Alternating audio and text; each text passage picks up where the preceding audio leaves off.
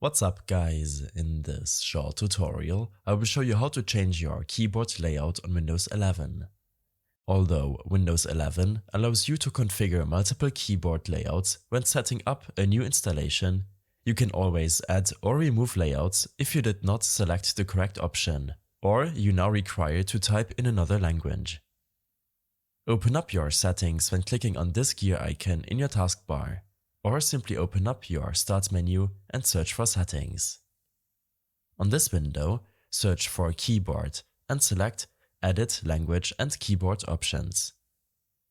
In this section of your settings, click on this burger menu of the language pack you normally use. Select Language Options. Under Keyboards, click on Add a Keyboard. This will allow you to select a new layout for your operating system language. You can switch between your keyboard layouts when clicking on the icon at the bottom right of your taskbar.